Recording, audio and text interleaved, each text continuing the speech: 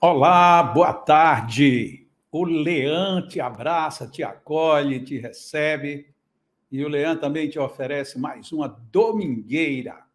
Hoje, dia 1º de maio de 2022, dia que a gente comemora muitas coisas, inclusive a alegria dos nossos corações. Dia do trabalho. E estamos aqui nesse trabalho abençoado, que é aquele trabalho onde a gente busca tudo o que há de mais saudável, mais agradável e mais feliz para as nossas almas.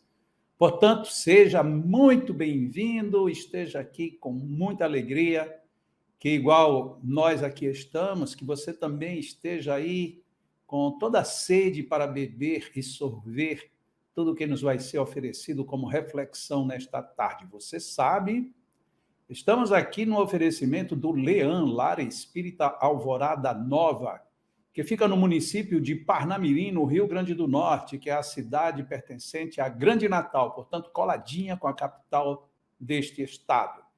E aqui do Leão nós fazemos essa alegria constante, porque quando a gente trabalha, vive e convive com prazer, tudo se torna muito mais leve, tudo se torna muito mais poético, tudo se torna muito mais evangélico, não é verdade? Então, aqui no Leão, nós temos idosos que vivem conosco, não é um abrigo, é tanto que quando foi fundado o Leão, foi feito um total destaque para esta palavra, lar, porque não era um abrigo, não era um albergue, não era um local para se depositar idosos, é um lar. E para você que ainda nunca esteve aqui no Leão, aqui os nossos idosos, cada um tem o seu cantinho, cada um tem o seu mundinho, é impressionante como eles, de uma certa forma, lógico, assim que chegam alguns, acham um pouco estranho, porque viviam uma vida totalmente diferente. Alguns, inclusive, viviam uma vida bem sofrida, e de repente chegam aqui e encontram cada um o seu espaço, sua cama, seu local de colocar suas roupas, todos os atendimentos possíveis, além de todas as refeições, de todo o cuidado, um carinho enorme, tanto dos voluntários como dos funcionários, enfim. É uma instituição digna de muita admiração, de muito carinho, de muito respeito. E nós gostaríamos muito que você um dia venha conhecer. Nós ficamos num terreno muito amplo, onde a gente tem plantações, a gente tem um garden onde nós cultivamos algumas plantas até para ajudar na própria manutenção da instituição. Temos um grande auditório que comporta mais de 1.000 pessoas sentadas. Nós temos esse espaço dos nossos idosos, mas também temos uma área muito boa para o refeitório deles, a cozinha muito moderna. Temos ainda a área para odontologia, a área para fisioterapia, enfim, é uma instituição muito digna e por isso mesmo é que a gente tem coragem de estar sempre colocando aí, se possível, colabore com o Leão, ajude com o Leão, mande o seu nativo, seja em espécie ou mesmo em objetos, em mercadorias que são úteis para a manutenção de um lar de idosos como é o Leão. Então, se você já conhece o Leão, tenho certeza que você me ouvindo, você já reviveu todos esses espaços. Se você não conhece, fique imaginando e na primeira oportunidade venha nos conhecer. O Leão, aliás, desde esta quarta-feira que passou, o Leão voltou a ter os seus atendimentos magnéticos presenciais.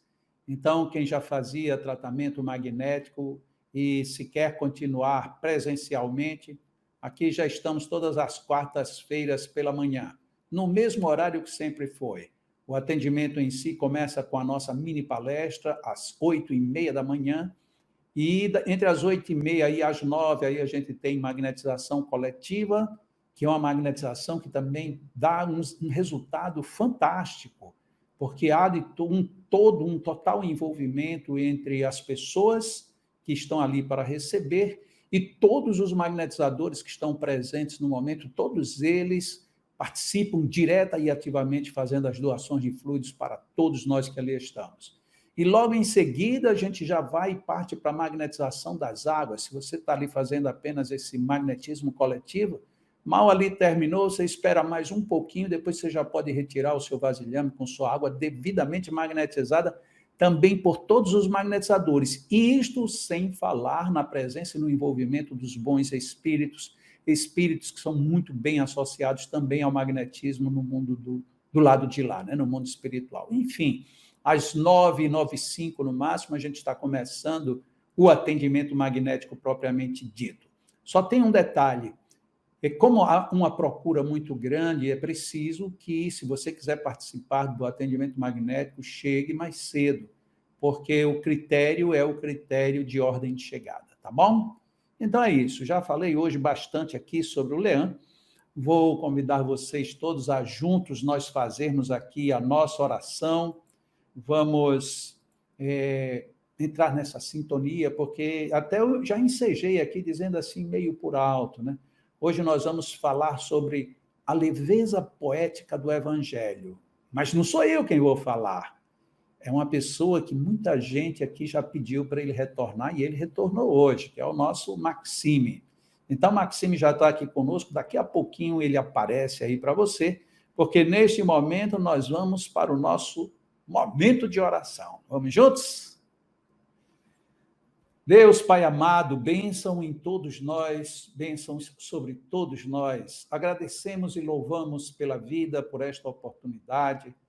Agradecemos muito por todas as bênçãos que sempre nos envolvem. Que o teu amor, Pai amado, que tão grande é, tão potente, tão poderoso, esteja nos envolvendo e nos fortalecendo nas ondas do bem, do bom ânimo, da perseverança.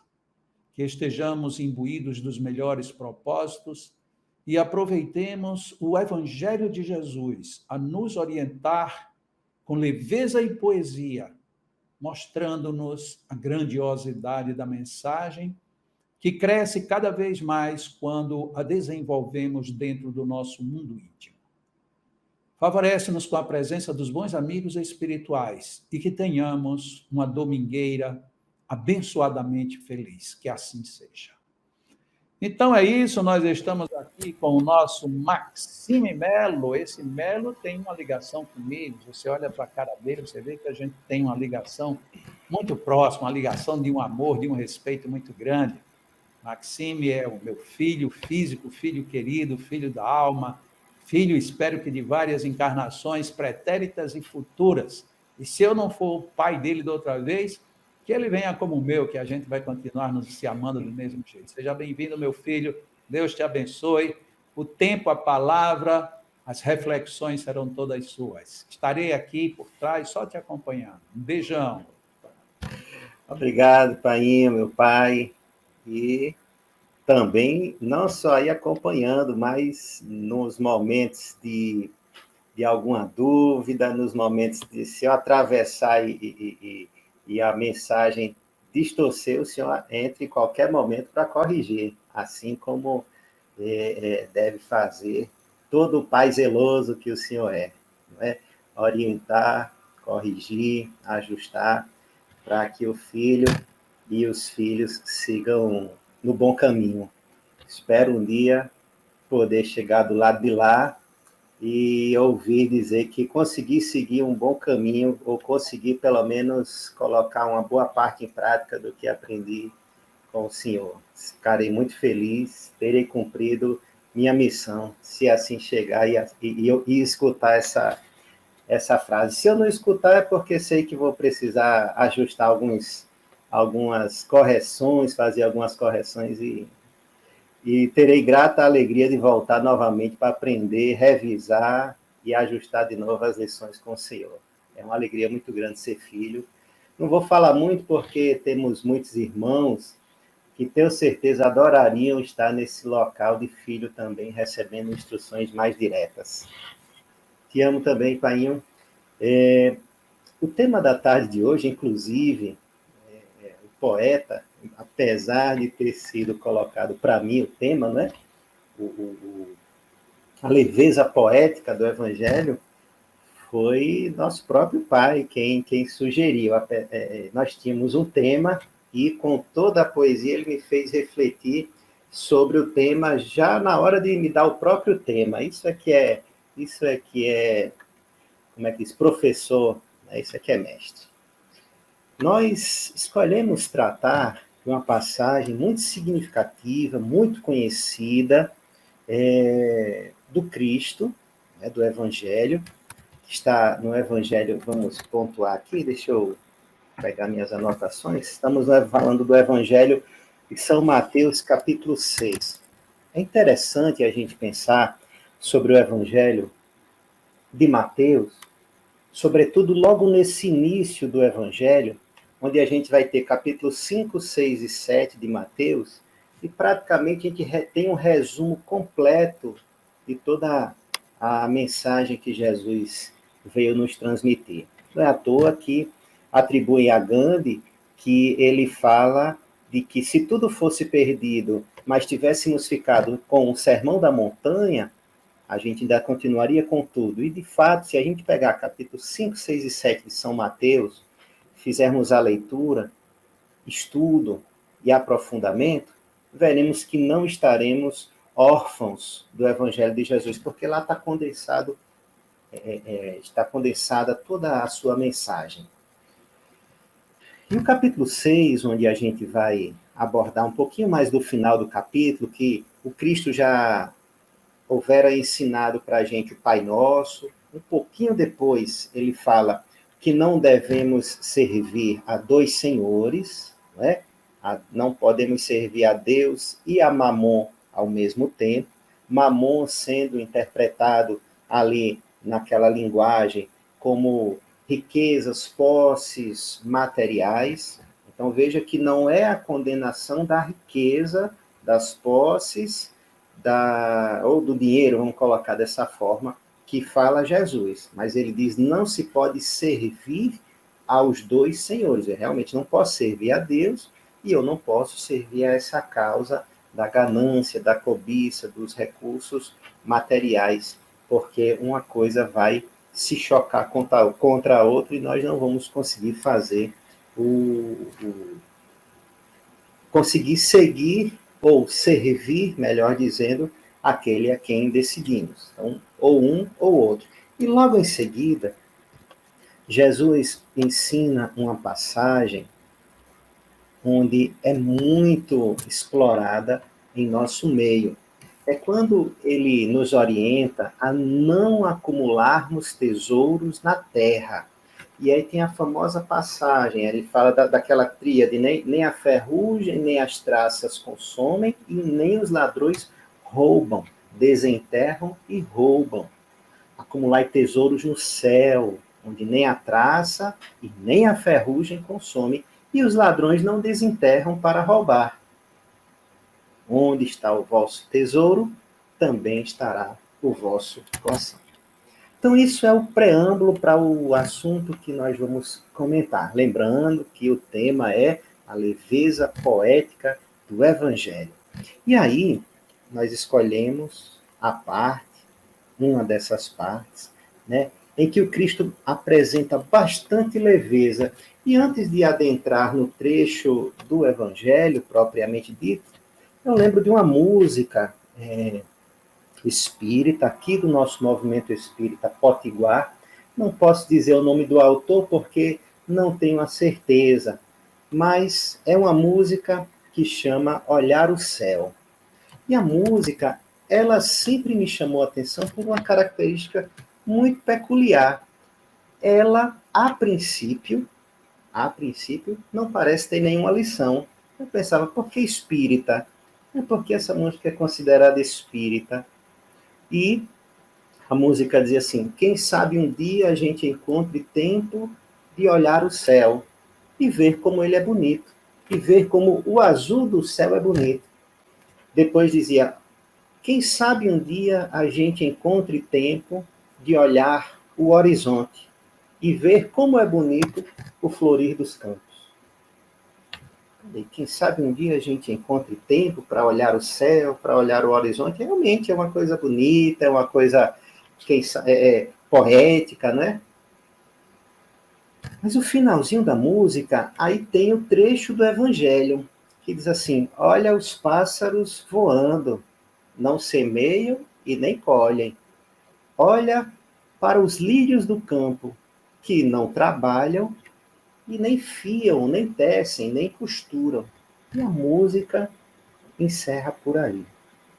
Isso durante muito tempo, eu conheci essa música no início da minha juventude, inclusive foi uma das primeiras músicas que aprendi a dedilhar no violão, porque a própria música tem essa suavidade dos acordes, eram 3 acordes simples, para quem conhece um pouco do instrumento, o violão, eram acordes que não tem pestana, que é uma forma que a gente usa na mão, que para quem está iniciando parece que é a coisa mais difícil do mundo. Depois a gente vai descobrir que não é isso a coisa mais difícil do mundo, tem outras coisas muito mais difíceis.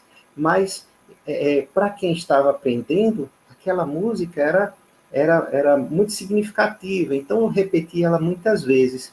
Mas eu repetia porque as pessoas cantavam, o movimento em que eu estava inserido, o grupo espírita, né, a juventude, aqueles amigos conheciam a música, a gente cantava muitas vezes, mas sempre ficava essa interrogação, né?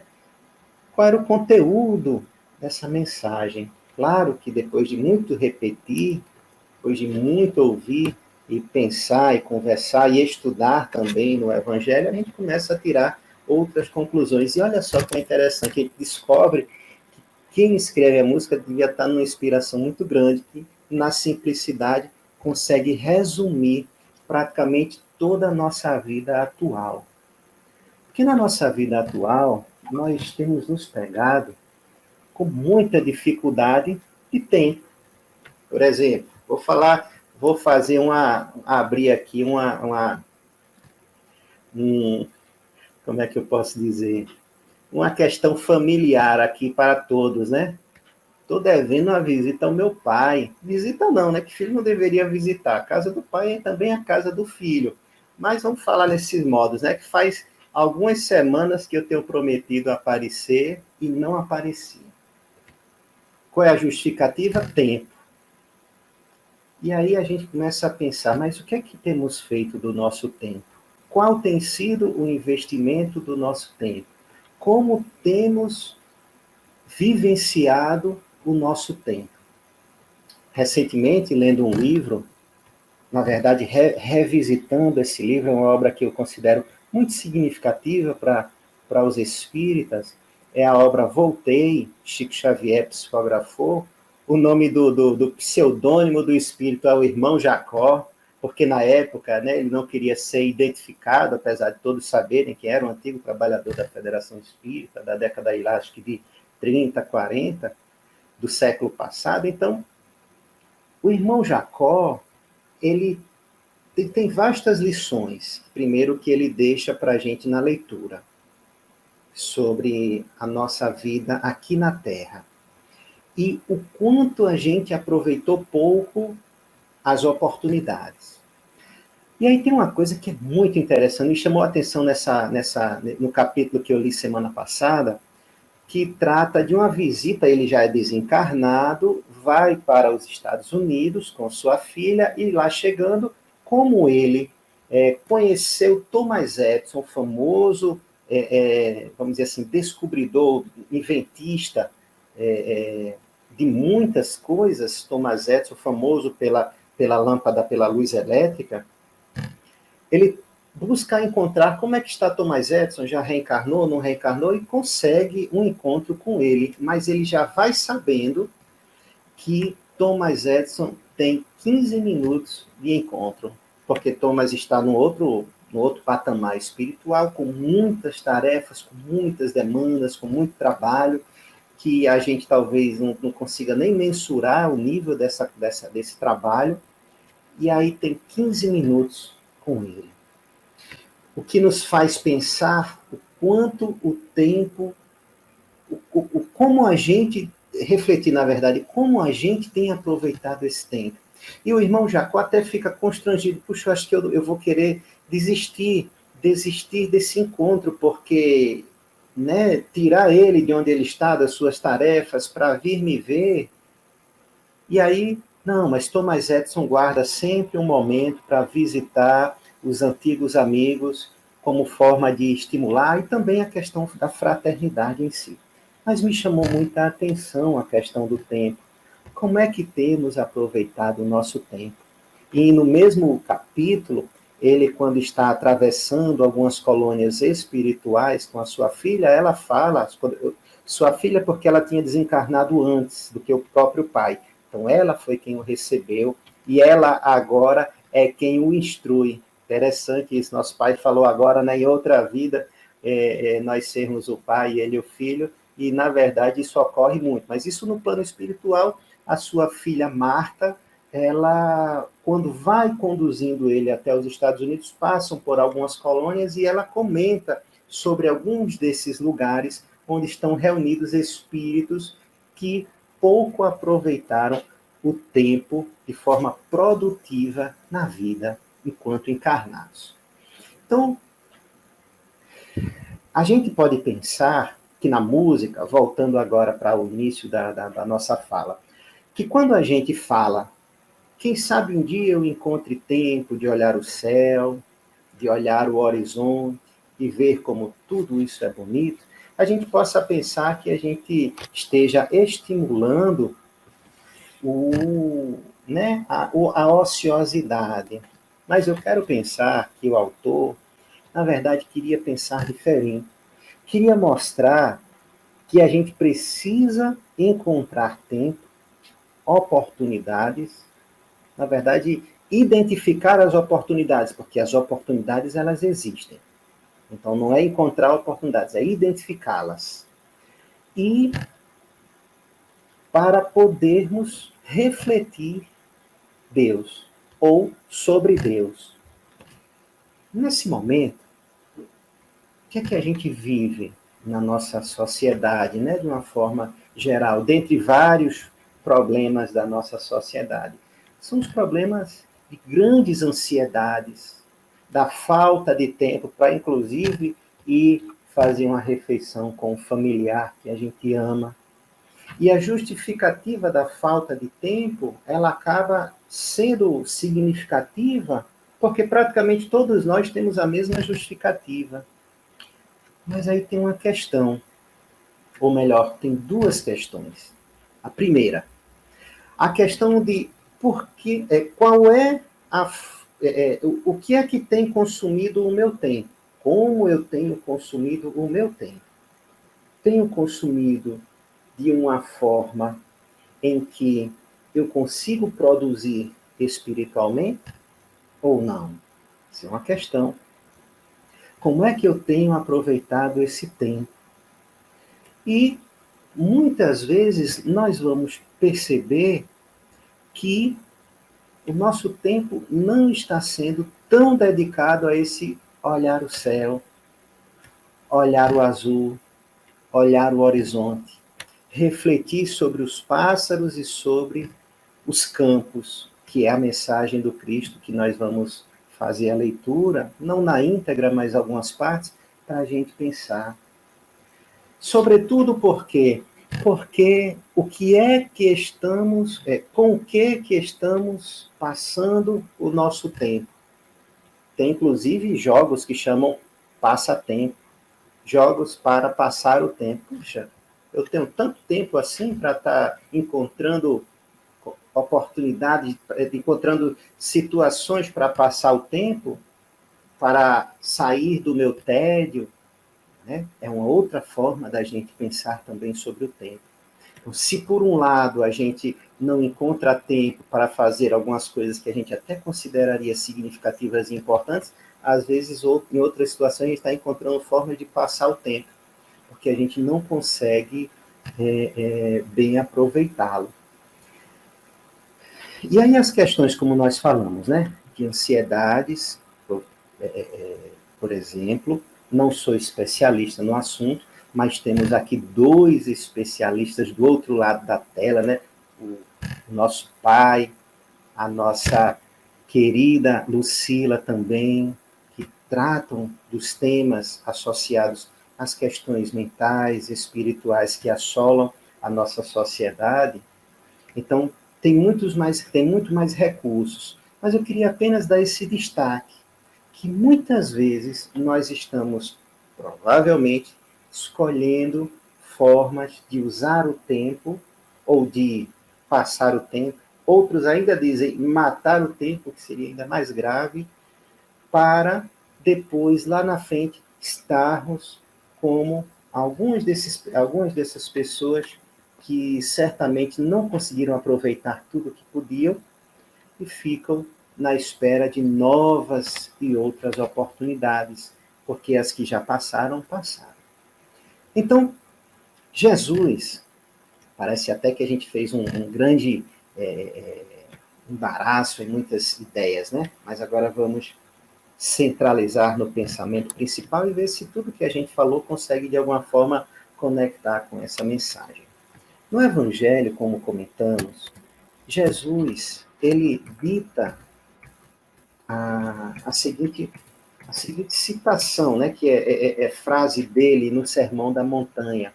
Não vos preocupeis em encontrar alimento para sustentar a vossa vida e nem com o que vestireis. Olha só, Jesus está aparentemente dizendo, não ficais preocupados com o alimento que sustenta a vida e nem com o que vestireis, com o que vais vestir. Lá na frente, no segundo parágrafo, ele diz assim, olha as árvores do céu, e aí por isso a música, né, que a gente mencionou.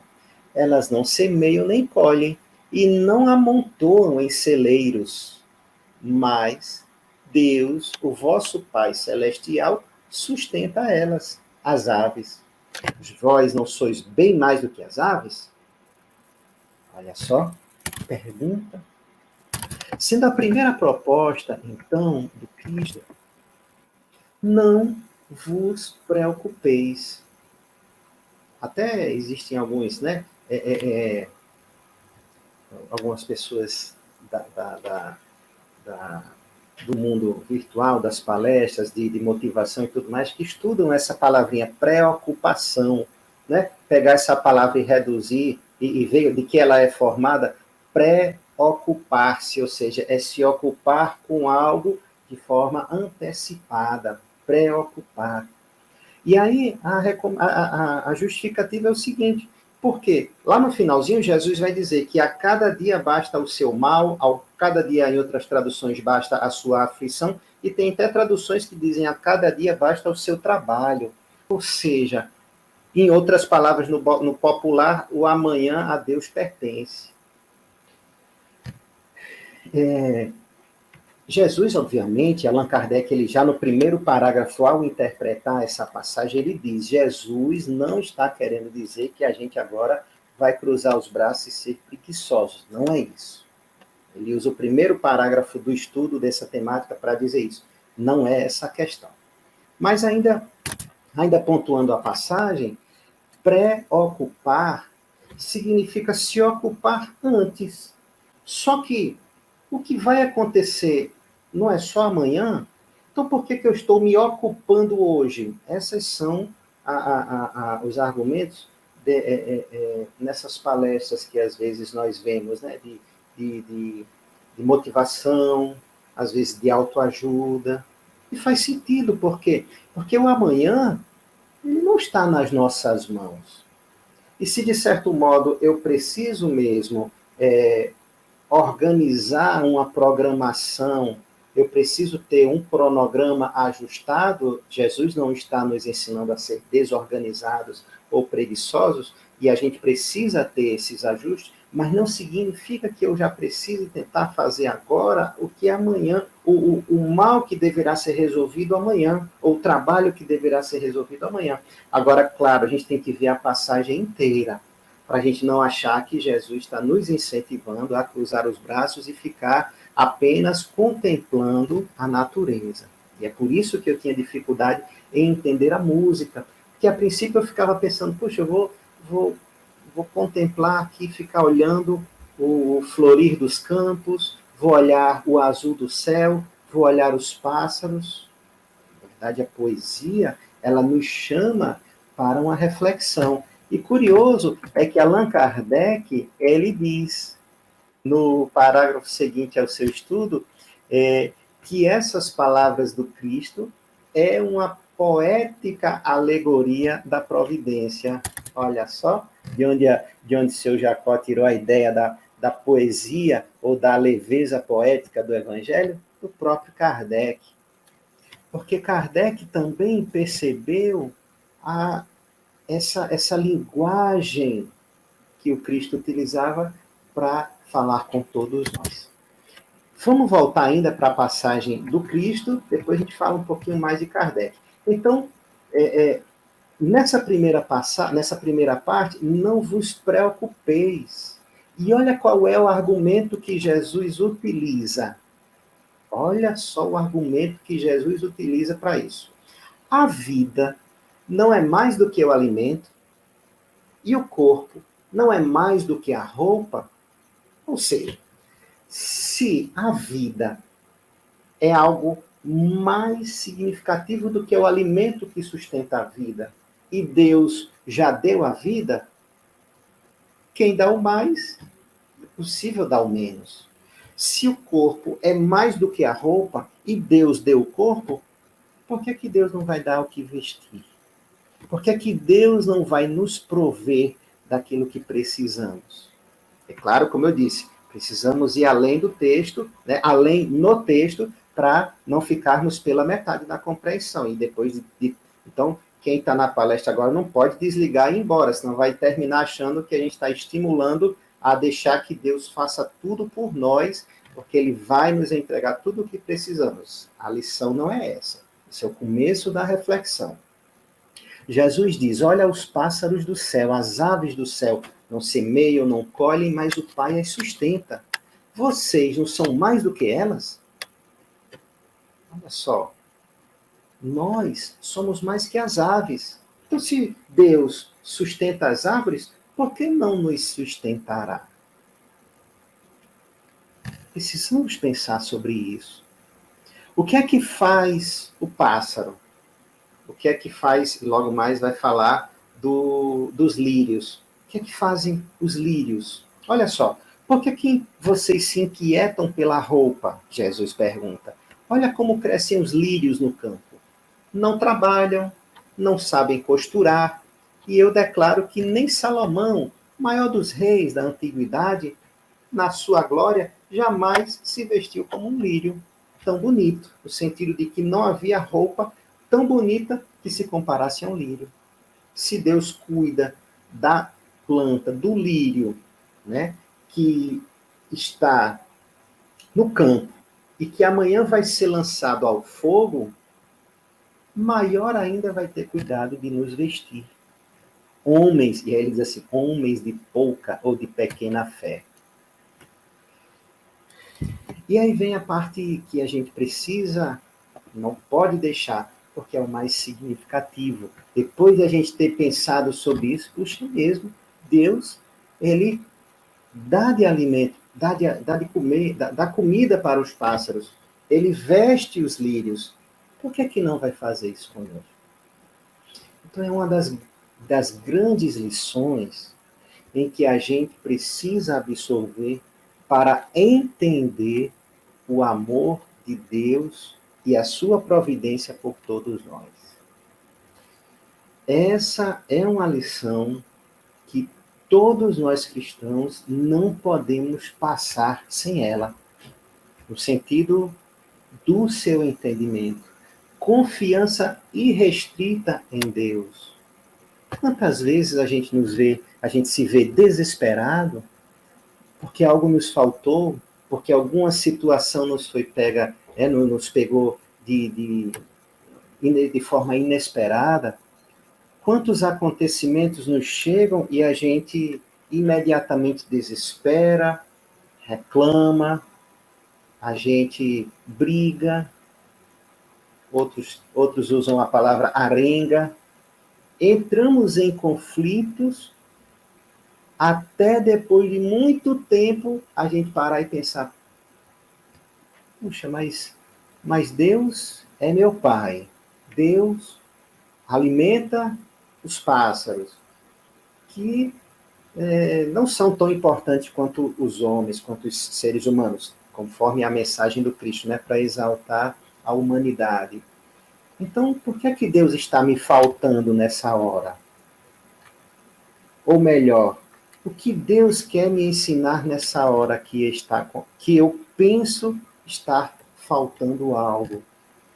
E aí a gente deixa para pensar em Deus muitas vezes depois de já ter piorado muito mais a situação. E aí a gente vai já convidar os amigos a visitarmos o livro dos Espíritos em algumas questões muito significativas. Mas Jesus, nesse ponto, voltando ao trecho do Evangelho, vem dizer: não fiqueis inquietos então, dizendo o que vamos comer, o que vamos beber, ou o que vamos vestir, pois isso os pagãos já fazem, e Deus sabe das suas necessidades. A lição vem agora. Buscai primeiramente, olha, de tudo que nós tivermos que fazer na vida, Jesus está dizendo agora, buscai primeiramente. Nada deve ser mais importante do que essa busca. Ele não está dizendo buscai unicamente. Buscai primeiramente o reino de Deus e a sua justiça. Buscai primeiramente o reino de Deus e a sua justiça. E todas essas outras coisas vos serão dadas por acréscimo. É por isso que não deves andar inquieto quanto ao futuro, pois o futuro cuidará de si mesmo. A cada dia basta a sua aflição. Uma das traduções, a cada dia basta a sua própria aflição.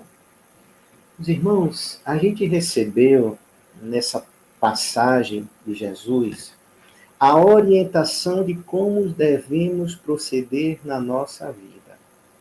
Agora a gente precisa estudar, avaliar e não interpretar de qualquer forma, como alguns leem, se ele dá para o lírio, se ele dá para os pássaros, então também vou ficar aqui na minha e ele vai dar. Não. Tem uma passagem de Emmanuel, quando ele fala dos lírios, ele diz assim, eu acho que uma ou duas mensagens dele diz assim, mas o lírio, qual é o trabalho do lírio? O lírio cumpre a sua função na natureza. Ele não está só esperando para ficar bonito. O lírio, ele passa por um processo de germinação, inclusive um árduo processo de germinação. É claro, ele confia na água da chuva, ele confia que o sol virá, ele instintivamente confia na providência divina, mas ele cumpre a sua parte. Ele faz aquilo que precisa ser feito. Assim como as aves, elas fazem o que precisa ser feito. Elas não ficam esperando só quando ela é bebê, né? Acabou de nascer, fica porque não sabe voar ainda. Mas as aves, elas procuram o seu alimento. E Deus a entrega. Ela encontra o alimento, porque ela vai na busca. Não é à toa que o capítulo que está inserido dentro do Evangelho segundo o Espiritismo, essa passagem é o capítulo Buscai e achareis. Buscai e achareis, batei e a porta vai se abrir. Olha só como é significativo tudo isso. Mas não podemos esquecer, primeiramente, o reino de Deus e a sua justiça. E todas as coisas vão ser dadas por acréscimo. E aí a questão é a seguinte, que talvez paire nas nossas reflexões. Mas o que seria, então, buscar o reino de Deus e a sua justiça? De uma forma, a gente pode refletir com Kardec, que logo em seguida ele tem alguns parágrafos para estudar essa passagem do Cristo. E olha só um destaque que eu quis dar. Quando a fraternidade reinar entre os povos, não podemos esquecer que essa passagem Jesus nos apresentou porque o que é que a gente anda inquieto? Pelas coisas do mundo. Veja só qual é a preocupação: comer, vestir, beber e outras necessidades físicas. Jesus está apontando assim, gente, a gente tem uma outra realidade, reino de Deus, que esse não é passageiro. O mundo físico é passageiro. O reino divino é perene, é eterno, é para sempre. A gente precisa acumular os tesouros onde as traças, onde a ferrugem e nem os ladrões alcançam. Onde é isso? Reino de Deus. Olha só. A gente precisa acumular os tesouros nesses lugares, porque lá sim são tesouros eternos. Aqui na Terra, tudo passageiro. Então, no momento em que a gente investe uma vida, e aí por isso agora eu vou falar daquela questão do tempo, da ansiedade, que a gente muitas vezes, na busca incessante de acumular, de reter, de buscar, entre aspas, qualidade de vida, que é uma outra, existe essa ideia de qualidade da vida, mas muitas vezes nós pensamos qualidade da vida é quanto mais entretenimento, melhor, quanto mais descanso, melhor, quanto mais tempo, quanto mais passatempo, melhor. Gente, isso não é qualidade de vida. Na verdade, se a gente for fazer uma reflexão do ponto de vista da nossa vida imortal, isso, na verdade, é perda de vida. Se a gente buscar viver preso a esses conceitos de qualidade de vida é apenas melhorar tudo que a gente vai de comer, ter o melhor padrão de alimento, ter o melhor padrão de entretenimento, ter todos os canais que eu puder assistir, tudo que eu puder o máximo possível. Inclusive, às vezes a gente vai conversar. Outro dia eu estava viajando com os amigos, né, para o trabalho, e eu acho que a quantidade de séries, né, que muitos de nós assistimos e passamos muito tempo assistindo é muito grande. São horas e mais horas por dia, às vezes, ou mesmo por semana e meses. A gente assiste, às vezes, uma série inteira que tem sei lá quantas temporadas, 4 temporadas de 15 episódios, a gente assiste, às vezes, em uma semana. Quanto tempo a gente investiu? Realmente é entretenimento, realmente é descanso, é alívio da mente, e a gente precisa desses momentos, mas qual é o tempo que a gente deve investir nisso? É a vida toda para investir apenas nisso? Então, não, precisamos pensar naquilo que o Cristo nos ensinou. Qual é o reino o reino de Deus que a gente deve buscar? Não penso que seja esse. Não penso que seja dessa forma. Muitos de nós ainda vivenciamos, buscamos esse tipo de acumular para vivenciar essas situações. E olha só, ainda fazendo um parênteses aqui na passagem de Jesus. E se a gente pensar, beber, comer e vestir são coisas essenciais. Não são coisas supérfluas. Então, se Jesus está dizendo para a gente não se, né, inquietar por algo que é extremamente necessário à vida, então imagina as coisas que são extremamente supérfluas. Qual deve ser a posição de prioridade disso na nossa vida? Quais são as prioridades de tudo isso? Tem o seu espaço? Tem o seu espaço. Não estou dizendo aqui que não existe espaço. Agora, a gente precisa ver qual é o espaço que a gente está dando para tudo isso. Porque Jesus disse assim, literalmente, primeiramente, buscai o reino de Deus e a sua justiça. E o que for mais necessário, ele vai te dar por acréscimo. Gente, isso é a proposta que deve reger as nossas vidas. O quanto do reino eu já tenho buscado? O quanto de trabalhar, e agora vem o pensamento sobre a interpretação disso. O quanto eu tenho trabalhado dentro de mim para alcançar esse reino?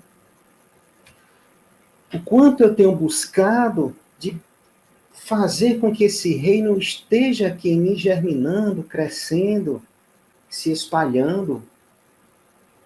E aí, muitas vezes nós nos pegamos inquietos com outras preocupações. Naquele mesmo livro que eu comentei, do irmão Jacó, o Voltaire, ele diz assim, se a gente tivesse pelo menos alguns minutos, olha o que ele diz, alguns minutos por dia, para que o nosso pensamento fosse num nível um pouco mais elevado do que os padrões normais, olha só, claro, como ele está falando do seu regresso ao mundo espiritual, praticamente tudo que ele fala é em relação ao como ele desperta no mundo espiritual.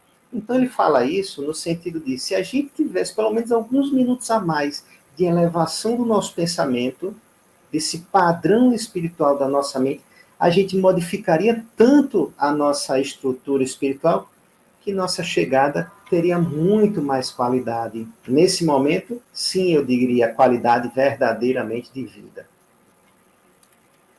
Isso sim, a gente precisa fazer essas avaliações. Então, Allan Kardec disse, quando a fraternidade reinar entre os povos, como as províncias de um mesmo império, o que é supérfluo de um suprirá a insuficiência do outro e todos terão o necessário. Allan Kardec está falando de fraternidade.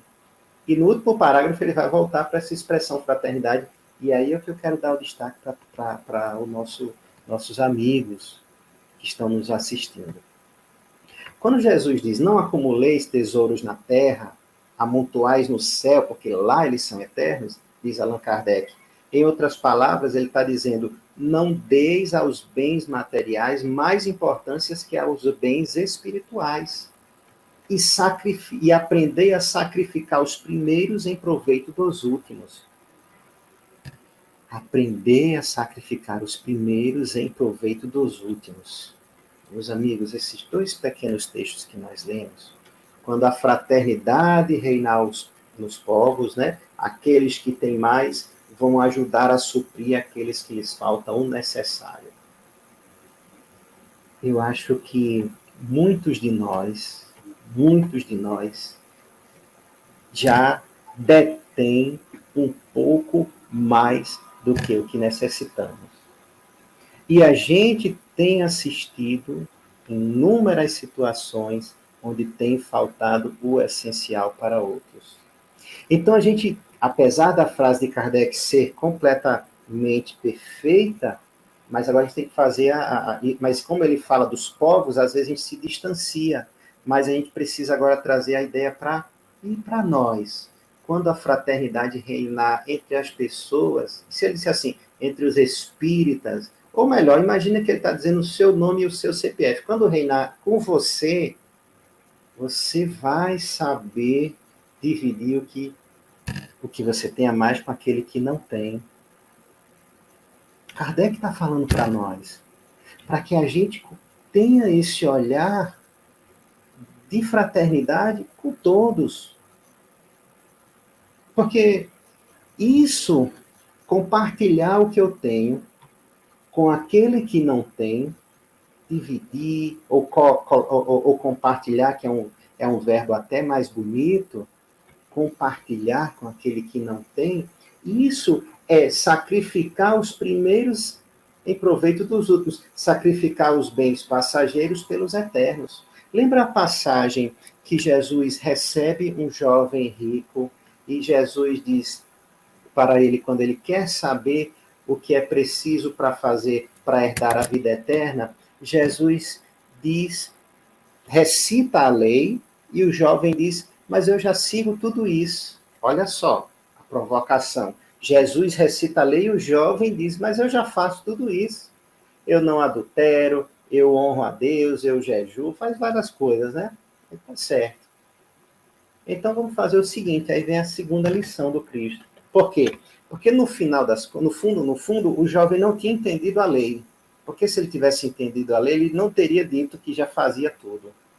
Aí Jesus diz assim, então vamos fazer o seguinte, pegue tudo que você tem, que Jesus sabia que ele era um jovem rico. Pegue tudo que você tem, venda, olha só, é o abrir mão aquilo que era o seu verdadeiro tesouro, porque para o jovem aquilo era o seu tesouro.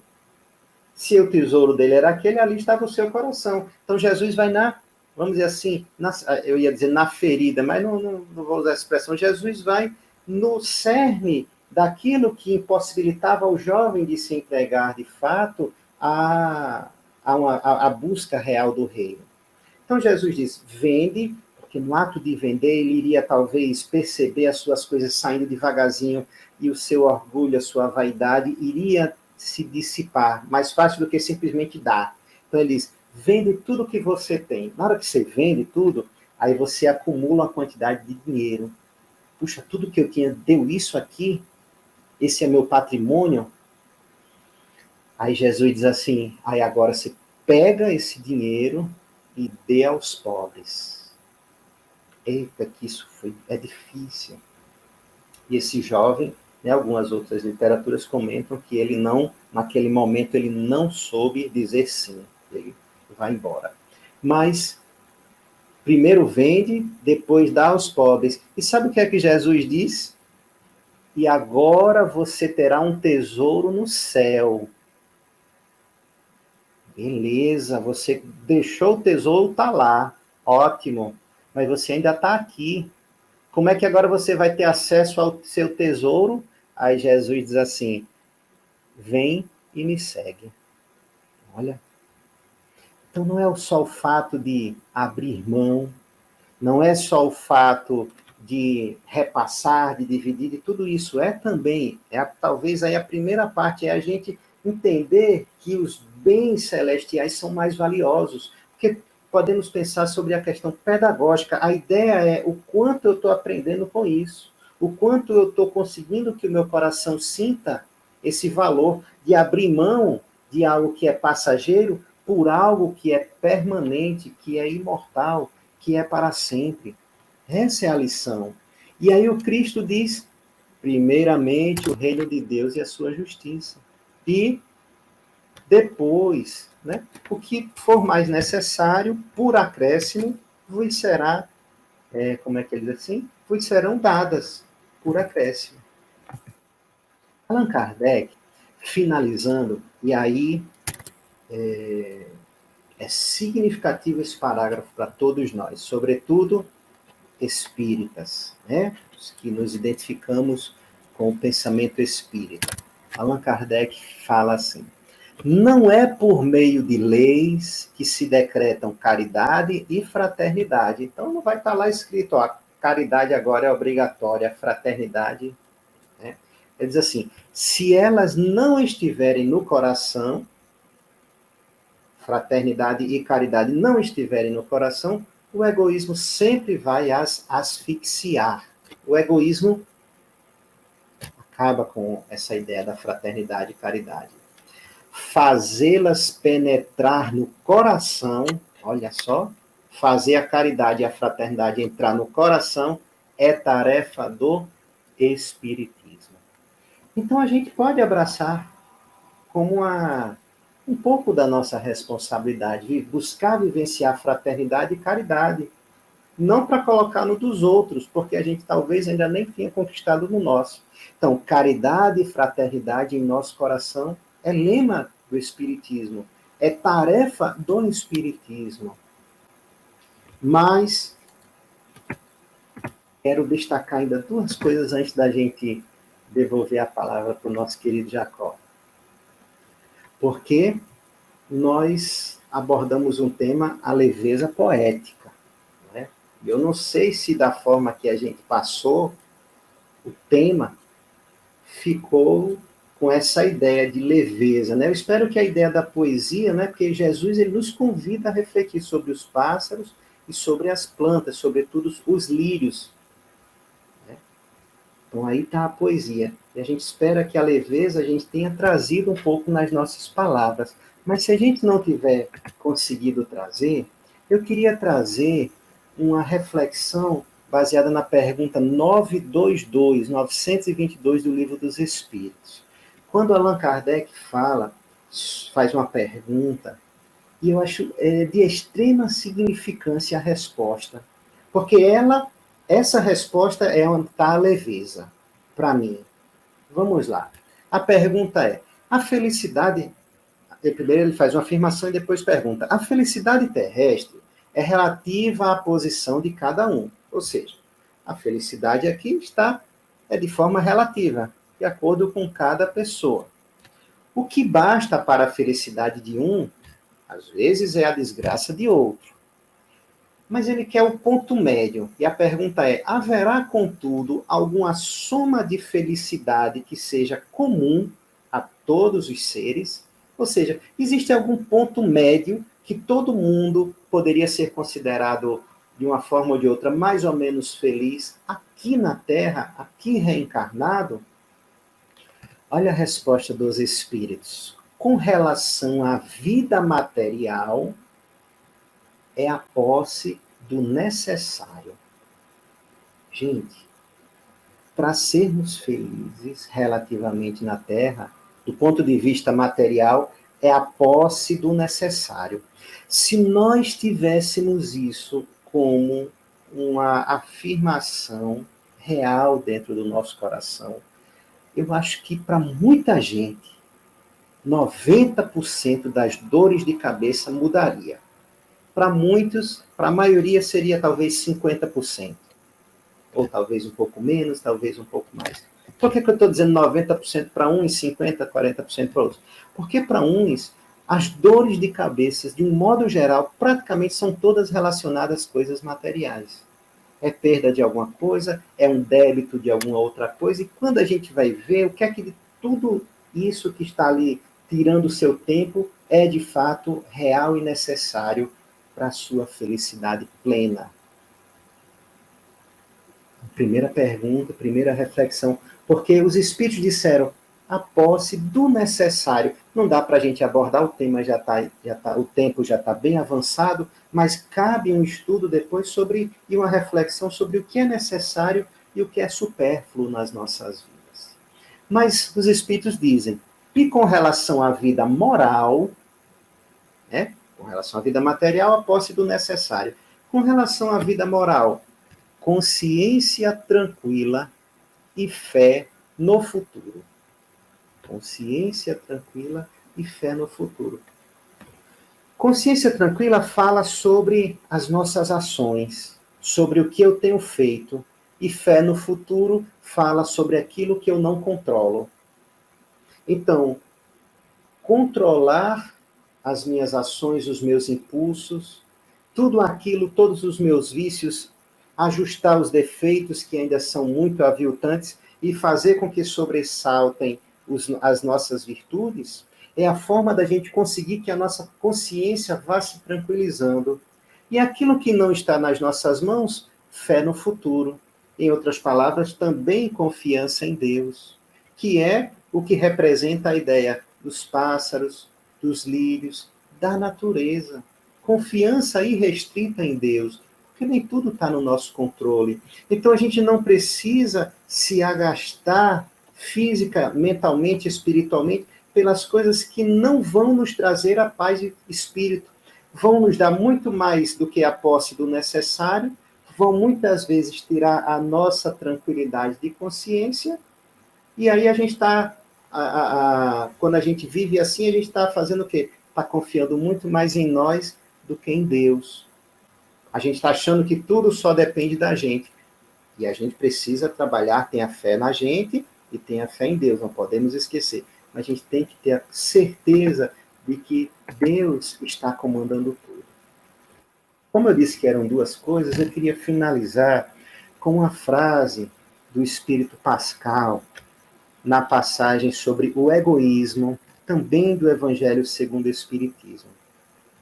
Porque se a gente for buscar, em muitas passagens nós vamos ver a questão do apego aos bens, né? Da vontade de possuir, de ter, de tudo. É uma das coisas que mais tomam o nosso tempo e preocupações. Mas eu queria chamar a atenção para outro aspecto. O Espírito Pascal, falando sobre egoísmo, ele faz duas afirmações, que são as que eu quero destacar. A primeira é que o egoísmo é a negação da caridade. E segundo, ele diz, ora, sem a caridade não há tranquilidade na sociedade. E digo mais, não há segurança. Meus amigos, essa passagem sobre preocupações, né, não nos preocuparmos com o amanhã, ela fala sobre as nossas inquietações com aquilo que nós muitas vezes nem temos o controle. O Pascal, ele diz assim: sem caridade não há tranquilidade na sociedade. Gente, quer viver tranquilo é caridade. E ele afirma ainda mais. E digo mais, não há segurança na sociedade se não houver caridade. Queremos viver de forma tranquila e segura? Não há outro meio que não seja buscando vivenciar o reino de Deus e a sua justiça. Em outras palavras, resumindo o pensamento espírita, vivermos a caridade. Se não buscarmos vivenciar primeiramente a caridade, a gente não consegue os outros por acréscimo, porque a promessa é buscar primeiro um, para que o outro venha por acréscimo. Então vamos fazer a experiência de vivenciar a caridade em primeiro lugar em tudo o que nós fizermos, no contemplar da natureza, no identificar no irmão uma dificuldade, olhar com caridade, sem o julgamento condenatório, e sim com a compreensão do irmão que tem mais a auxiliar, porque para condenar o mundo já tem muita gente. Agora, para abraçar, para estimular ao se reerguer, ainda são poucos. Vamos aumentar esse número? Vamos fazer parte desse número que busca colocar a caridade em primeiro lugar, antes de qualquer outra coisa? Porque eu acredito, se a gente fizer assim, estaremos agindo conforme a lição do Cristo, buscando primeiro o reino de Deus e a sua justiça. Espero que essas palavras, a nossa conversa, tenha sido leve, né, como foi a proposta do tema. Mas se não tiver sido tão leve, eu peço desculpas, mas o Evangelho, a gente reler o Cristo depois, mais tarde, aí a gente vai conseguir essa leveza, mas não esquecendo, caridade é o que vai dar segurança e tranquilidade para a sociedade, consequentemente, então, é o que vai dar a nossa tranquilidade e paz de espírito. Uma tarde de domingo abençoada para todos nós, com muita alegria. Obrigado mais uma vez pelo convite. Tá aí, um beijo. Obrigado, Max. Muito bom. Acho que as pessoas que queriam ouvi-lo de volta ficaram muito felizes e deve, se você acha que não foi leve nem poético, as pessoas devem estar sim com o coração leve, alma poética preparada para viver mais uma semana. Gratidão, meu filho. Deus te ilumine e te abençoe sempre. Chegamos aqui ao final do nosso encontro. Vamos fazer aqui uma prece de gratidão e logo em seguida vamos ter o nosso amigo Roberto Nunes, que depois de alguns dias que a gente ficou reprisando algumas músicas dele, agora hoje tem mais uma que ele gravou esta semana, já tendo passado pela sua cirurgia nos dedos e possibilitou que ele tocasse de novo para a gente. Prestigiemos o nosso amigo, sobretudo porque é um prestígio onde a gente é quem leva esse prestígio, porque a gente vive um momento muito especial ouvindo o violão dele. Deus, Pai amado, muita gratidão pela leveza do Evangelho, pela poesia, apesar de que muitas vezes isso nos toca de maneira tão intensa, porque quando refletimos no muito que já podemos ter feito e muito do que ainda temos a fazer, parece que fica pesado, mas não é, porque o fardo da caridade, do amor, da perseverança no bem, é o fardo mais suave que a gente pode levar vida fora. Agradecemos muito pelos convites das aves do céu, dos lírios nos campos, da natureza, enfim, a nos indicar que tudo sorri, tudo é gratidão e tudo nos convida à renovação. Que em teu nome vivamos um bom final de domingo e uma excelente semana. Que assim seja. Gratidão a todos vocês. Vamos aqui agora para o nosso...